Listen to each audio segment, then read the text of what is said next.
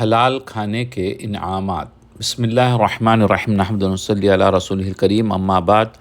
متعدد قرآن کی آیات اور احادیث مبارکہ میں حلال کھانے اور حرام سے بچنے کا حکم دیا گیا ہے۔ اسی میں سے ایک قرآن کی آیت، یا ایھا الناس کلوا مما فی الارض حلالا طیبا ولا تتبعوا خطوات الشیطان انه لکم عدو مبین۔ سورہ بقرہ کی آیت نمبر 168 میں اللہ تبارک و تعالیٰ ارشاد فرماتے ہیں، اے لوگو، تم زمین میں سے صرف وہ چیزیں کھاؤ جو حلال اور پاک ہیں، اور شیطان کے نقش قدم پر نہ چلو کیونکہ وہ تمہارا کھلا دشمن ہے۔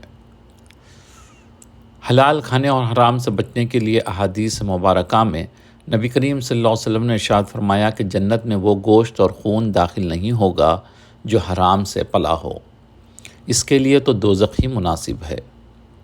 حضرت ابو ہریرہ رضی اللہ تعالیٰ عنہ سے حضور اکرم صلی اللہ علیہ وسلم کا فرمان عالی شان ہے کہ آپ صلی اللہ علیہ وسلم نے قسم کھا کر ارشاد فرمایا کہ تم میں سے کوئی مٹی لے اور اپنے منہ میں ڈال لے، یہ اس سے بہتر ہے کہ وہ ایسی چیز اپنے منہ میں ڈالے جو اس ہر اللہ تعالیٰ نے حرام کی ہے۔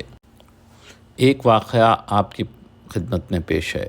ایک مسلمان ملک پر کافروں نے حملہ کیا تو بادشاہ نے اپنے بیٹے کو مقابلے کے لیے بھیجا۔ ایک ہفتے کے بعد خبر آئی کہ شکست ہو گئی اور بیٹا بھاگ گیا، تو جو ملکہ تھی وہ کہنے لگی، حضور یہ خبر غلط ہے۔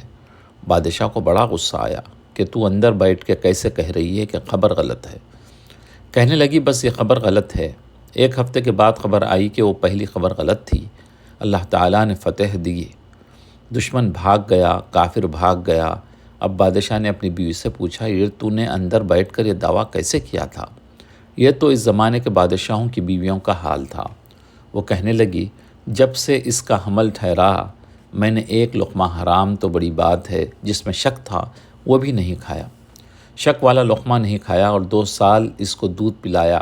جتنی دفعہ دودھ پلایا پہلے وضو کیا، 2 نفل پڑھے، پھر اسے دودھ پلایا۔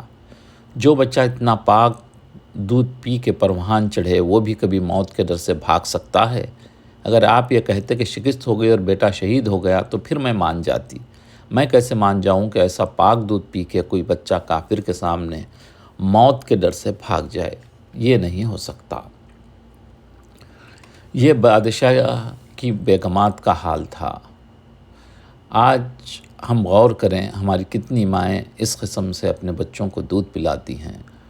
آج یہی ایک وجہ ہے، یہ بھی ایک وجہ ہے کہ آج ہمارے حالات اتنے خراب ہیں۔